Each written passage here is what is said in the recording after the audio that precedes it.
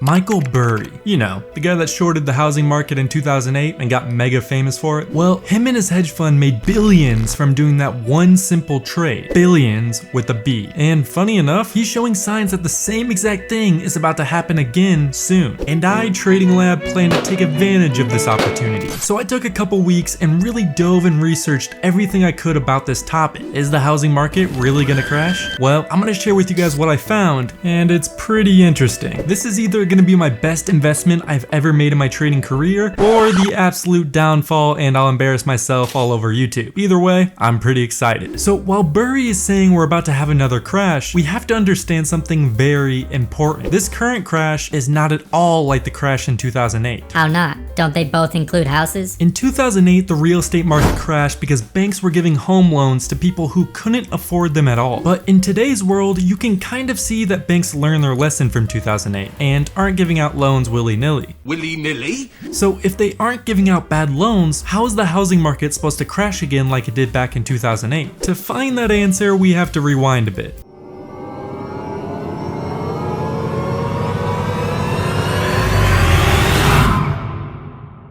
Corona hit, absolutely demolishing people's incomes, the stock market, and closing down thousands of businesses. So how did the government decide to fix this issue? Just print more money. Yeah, that'll fix it. What they also did to help families and businesses is to make it basically free to borrow money. Interest rates were at an all-time low back in 2020. So if you wanted to get a loan for a toaster,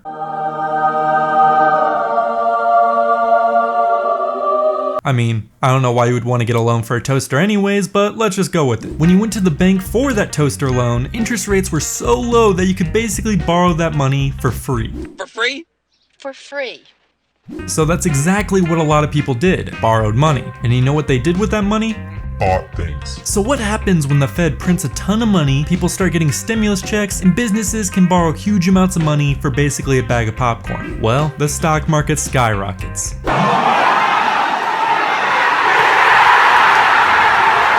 So while everybody is enjoying their huge gains from the stock market hitting all-time highs, companies are loving their lives because they can borrow huge amounts of money for basically no cost. Jerome Powell, the guy that controls the moneymaker machine, well, let's just say he went a little too crazy with the money-making machine. We printed 40% of all US dollars in the span of 12 months. And you know what happens when you print that much money out of thin air and have extremely low interest rates? Then we'll reinvest the earnings into foreign currency accounts with compounding interest, and it's gone.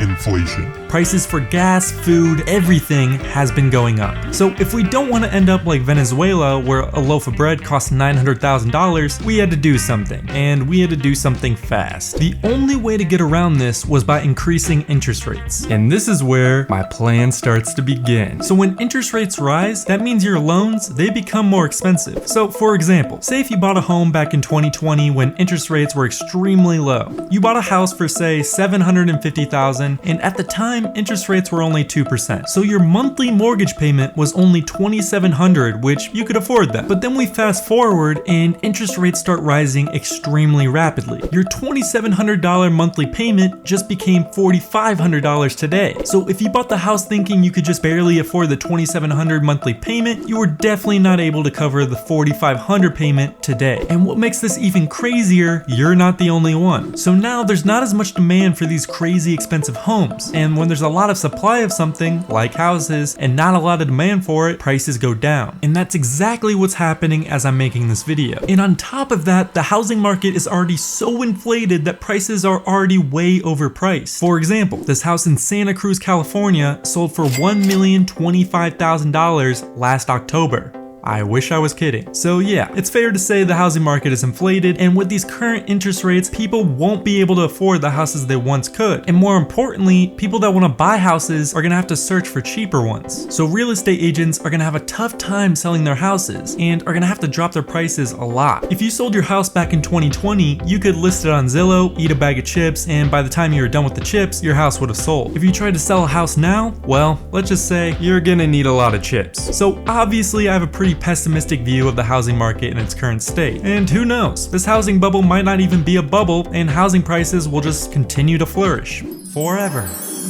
this could be a possibility. But with everything that I just stated, I really doubt that's the case. And I'm gonna put my money where my mouth is. Now, there's a lot of ways to short the housing market. Now, the way I'm choosing to do it is probably one of the stupidest, most degen ways you could do it. And probably the most risky. But f it, we're here to make money, right? I want you to deal with your problems by becoming rich!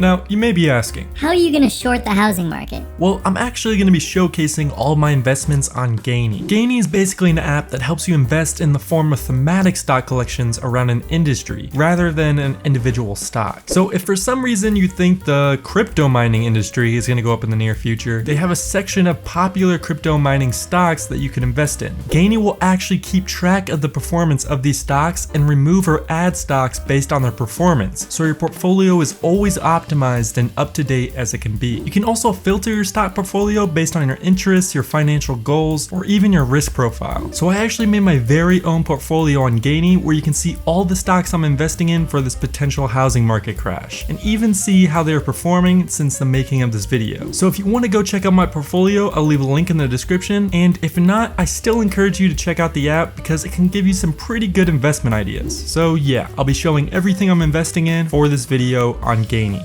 But here's an example of one of the investments, ticker DRV. DRV is an ETF that takes an index of large US real estate companies and allows you to short them by just buying the stock. This is an inverse ETF. So what that means is if the housing market goes down, this ETF goes up. And if you look at this chart, there's a lot of room for it to go up. A lot of room. What makes this so risky though is this ETF is a 3x leveraged ETF. So say if the companies that make up this ETF go up 1%, DRV will go down 3%. So yeah, it's pretty risky, but so was shorting the housing market in 2008. I'll be putting down $5,000 in this ETF and the other stocks that I'll share on Gainy. If you guys want to stay up to date with my investment and how it goes, you can either track it on Gainy or I'll be giving updates on my Instagram. Wish me luck, boys.